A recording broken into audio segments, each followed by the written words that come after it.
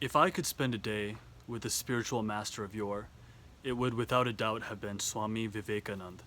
I recently read through his book Raj Yoga, and I was just astounded to find how muscular his language is. He doesn't seem like a saint. He seems more like the commander of an army. The words fill you up with so much like manliness. And I want to share with you 3 principles from his book Raj Yoga that I feel that if applied to one's life, not only would they advance you spiritually and help you be of service to others, they would allow you to bring your music into the world. They would allow you to share your talents as a musician, as a writer, as a creative, as an entrepreneur, and even more than that, bring love and romance and money. What he teaches and the principles that he shares in his writings, I think just are for advancement in every capacity of one's journey. And the 3 principles that I want to talk about are filling the mind with noble thoughts through strength, service to others, and living out ideals, minimizing anger and lust and transmuting that energy into Ojas Shakti, and concentration of the mind's rays through meditation. Let's start with meditation. Here's what Vivekananda has to say about it. Meditation can turn fools into sages, but unfortunately fools never meditate. The powers of the mind are like rays of light dissipated. When they are concentrated, they illumine. This is our only means of knowledge. According to the Raj Yogi, the external world is but the gross form of the internal, or subtle. The finer is always the cause, the grosser the effect. So the external world is the effect, the internal the cause. In the same way, external forces are simply the grosser parts, of which the internal forces are the finer. The man who has discovered and learned how to manipulate the internal forces will get the whole of nature under his control. In this universe, there is only one continuous substance on every plane of existence. Physically, this universe is one. There is no difference between the sun and you. If you simply can get to that subtle vibration, you will see and feel that the whole universe is composed of subtle vibrations. So in order for you to tap into the energies of nature, it's been said 100 times, but you've got to really emotionally understand the importance of meditation. I think it might be the single most important thing you do at the start of your day.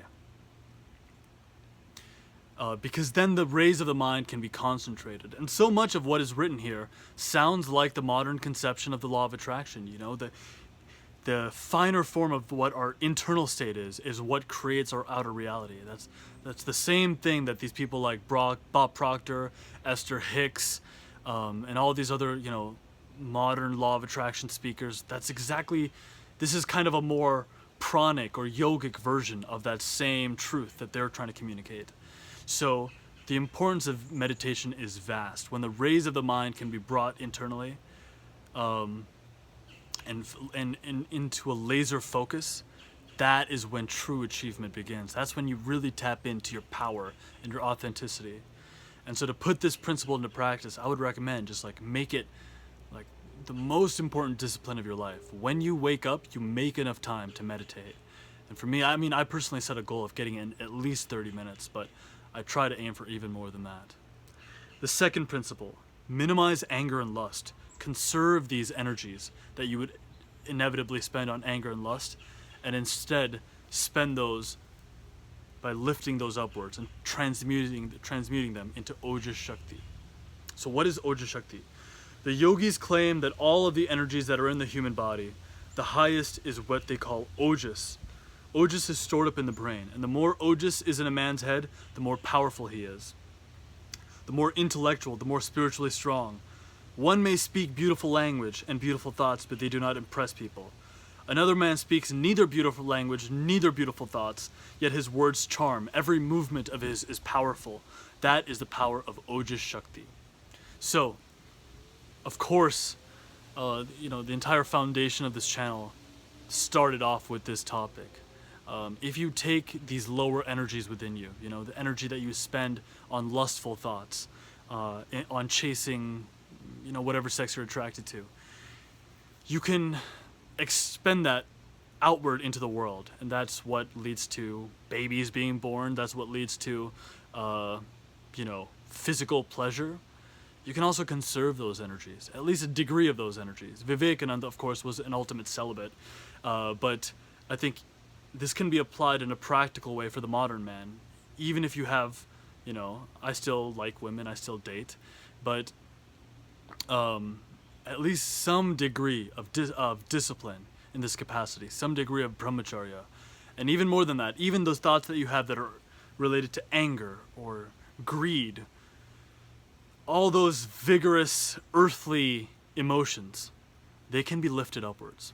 You can relinquish those emotions and tap back into peace. And when you conserve in that way, you develop Ojas Shakti. I used to be a pretty mediocre speaker, and I find myself that I'm getting better and better at it. Maybe partly because I'm getting more practice now, but also I am starting to develop, I know I'm developing a little bit of Ojas, even though I'm not that great at controlling my mind, but I'm getting better at it day by day. And I strongly encourage you to lift that energy upwards and see what happens in your life. See the attraction that'll come into your life when you start to cultivate this power. And the final thoughts.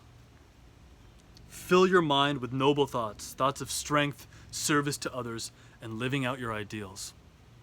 And this is my favorite principle that Vivekananda talks about. The best guide in life is strength. In religion, as in all other matters, discard everything that weakens you. You have nothing to do with it. The next thing to do is to think of your own body and see it as strong and healthy. It is the best instrument you have. Think of it as being strong as adamant. And with the help of this body, you will cross the ocean of life. Freedom is never reached by the weak. Throw away all weakness. Tell your body that it is strong. Tell your mind that it is strong. And have unbounded faith and hope in yourself. And here's the last two things that I'll leave you with. These are the same words that Ra's al Ghul had told Batman. Vivekananda is saying the same thing 100 years prior. Take up one idea. Make that one idea your life. Think of it, dream of it, live on that idea. Let the brain, muscles, nerves, every part of your body be full of that idea. And leave just every other idea alone. This is the way to success. Amazing.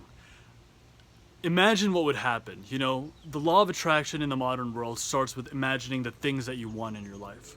What if instead you started with yourself, of the person you would be, that strength of character, that strength of ambition, that strength of tenacity towards what you want and the principles that you want to live out, the ideals you want to live out. Imagine if you concentrated the rays of your mind for 40 minutes every morning by meditating, using some mantra, some word of power, some spinal breathing meditation, whatever appeals to you. Imagine that you lifted up your thoughts of lust and greed, and you conserved those energies and lifted them upwards. These things are tied together. If you would do that, you would develop Ojas Shakti, and you would power your meditations even more.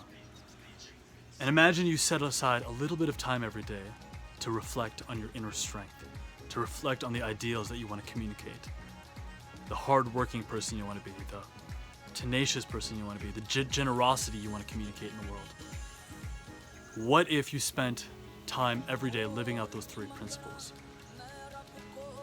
Man, I think your life would change so dramatically. Amazing things would start to happen. You'd be tapping into the energies of the universe in a powerful way, and you'd also be empowering yourself through hard work and your physicality. And whenever you feel discouraged or as if you're kind of being apathetic about your ideals, reflect on those words from that great sage, that great saint. Arise, awake, and stop not till the goal is achieved. Guys, thank you so much.